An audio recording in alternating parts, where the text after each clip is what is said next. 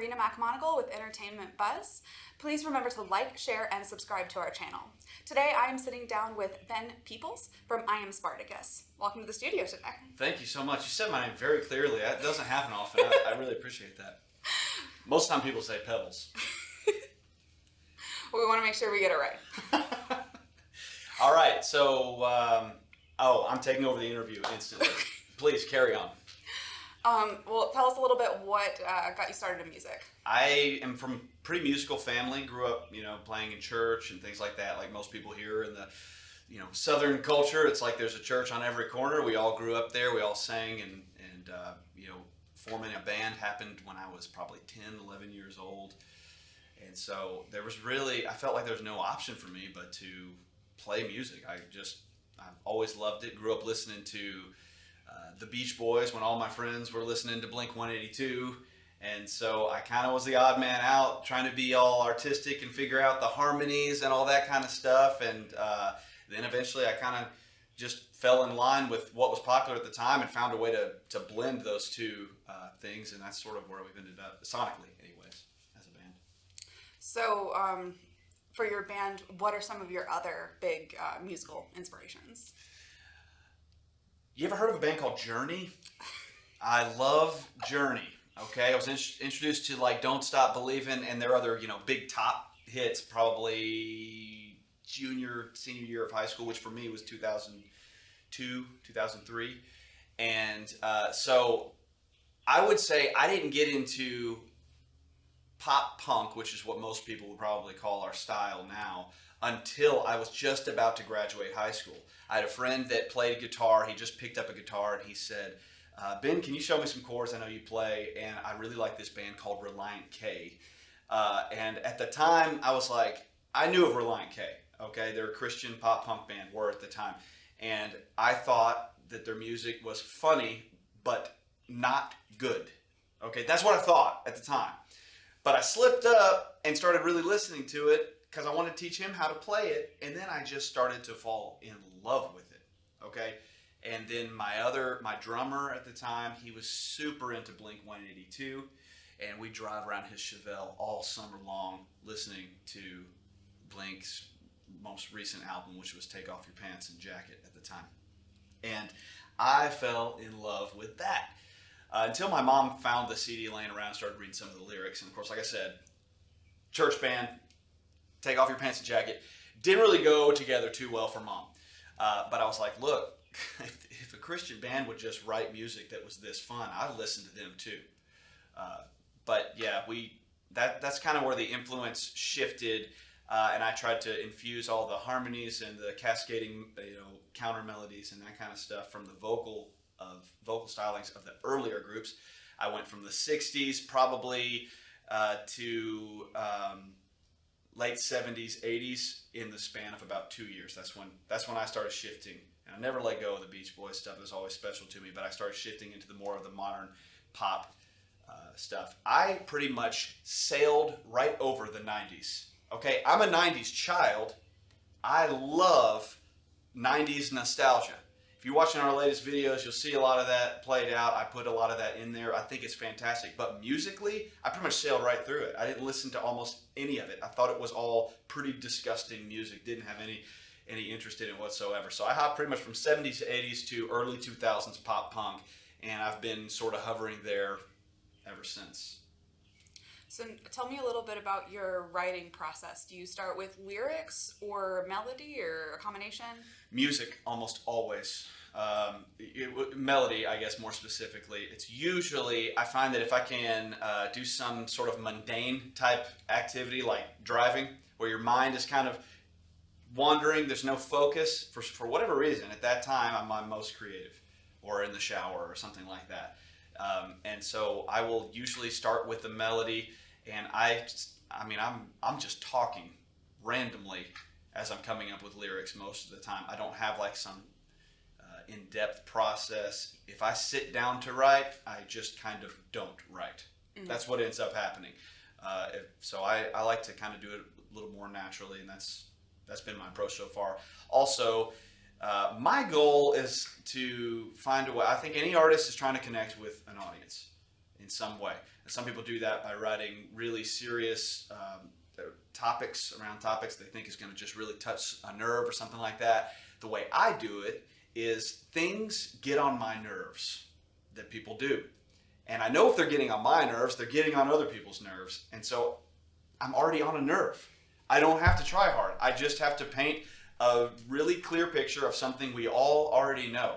And so usually that results in me making fun of people. And that's how I write. So, speaking of engaging with your audience, can you tell me a little bit about your first live performance?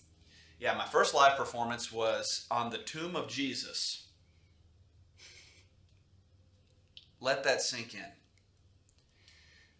I was 12. My first band, it was a Christian rock band called Kingdom Power Glory. We got the name, we called it KPG.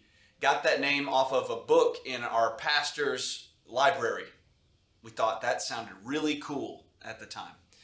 And so we started this, and there's this praise worship song that was really popular in the 90s called Lord, I Lift Your Name on High.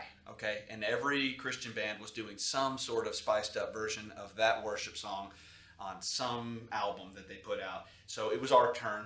Okay, we were going to be the next big thing. That was the goal. So it was our first performance. It was for the youth group. The set in the church was set up for Easter. So they had this giant tomb of Jesus with a huge stone in front of it and everything.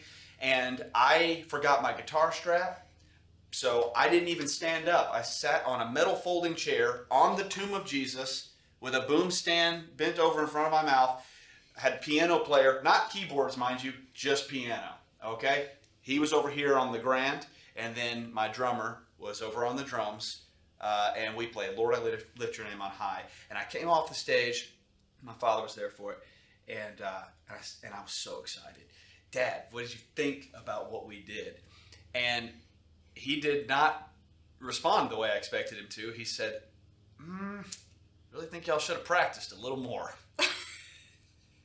And honestly, I'm grateful for that type of feedback. Everybody's parents wants to tell them how wonderful and great they are at all costs. You feel like that's what you got to do is just pump your kid up for full confidence. Let me help you out, parents. Some of your kids need to be chopped down to size. We got to be doing more of that. And I just think we need to be bringing shame back. Everybody's about don't shame. No, we need a little shame. I think shame keeps you from doing stupid things. Shame is a great thing. I've been ashamed many times in my life for good reason, and it's kept me from being ashamed further. So I really respected my father for being willing to step out there and he analyzed as a point. He look at me as my son on the tomb of Jesus. He just looked at me as a performer, and not a very good one at the time, and said, if you want to actually do something with this, you're going to need to put a lot more practice into it. It changed my life. So is that how you carried that with you into your performances today? Yeah, absolutely. Not only my performances, but as a father. I actually have 4 children, and I tell them on a regular basis what they need to be working on to get better. My son started baseball a couple years ago, not real good at it. And I told him, he's like, they have the All-Stars. They have the regular season, and then the coaches pick the best kids for the All-Stars.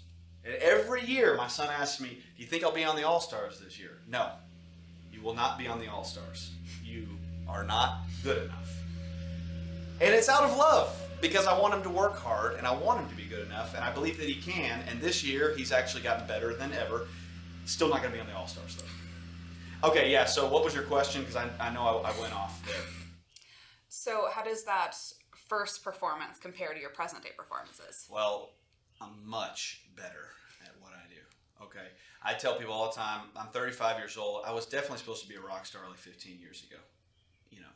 That didn't pan out exactly the way I intended on it.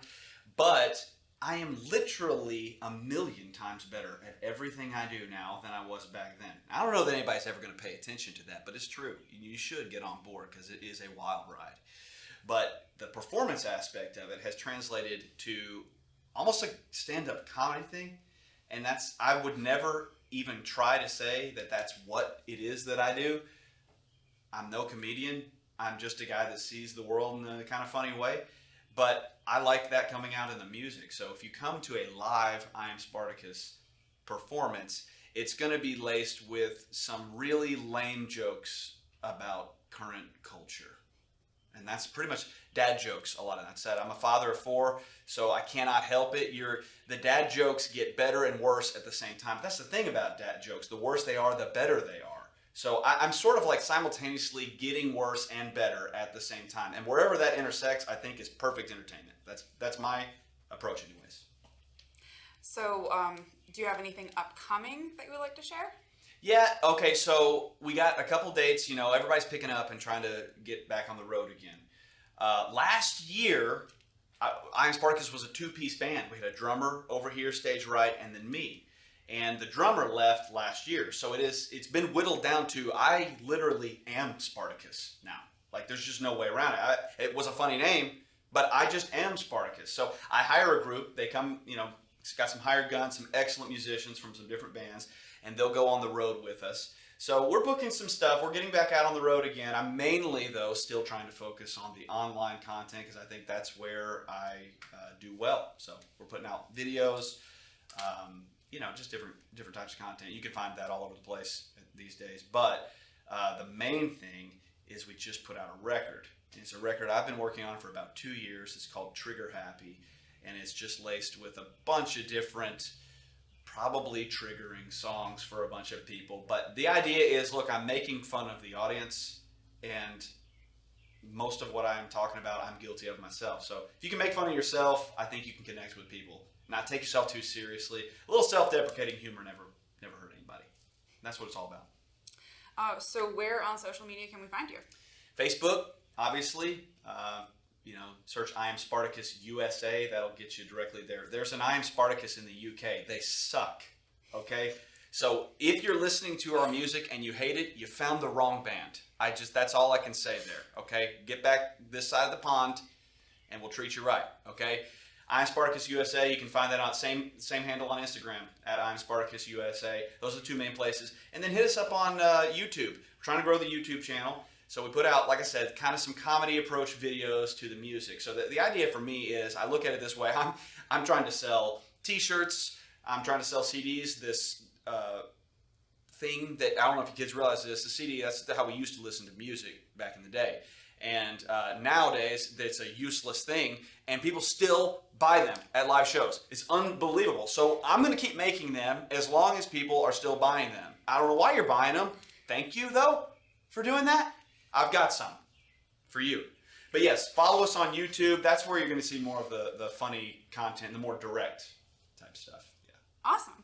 Well, definitely go check that out. Again, thank you for tuning in to Entertainment Buzz. And Spotify. Make sure you go. Hey, look, this is 2021. I just got done. I had a perfect segue lined up to tell you how useless the CDs are, and that was streaming. I didn't even go there. I don't know why. I'm really bad at self-promotion.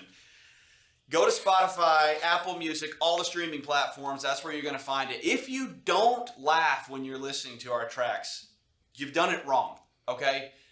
I would say start off with our latest single. It's called #Douchebag. You will enjoy your time. Okay, thank you for watching Entertainment Buzz. Please remember to like, share, and subscribe. And also, please check out I Am Spartacus on Spotify.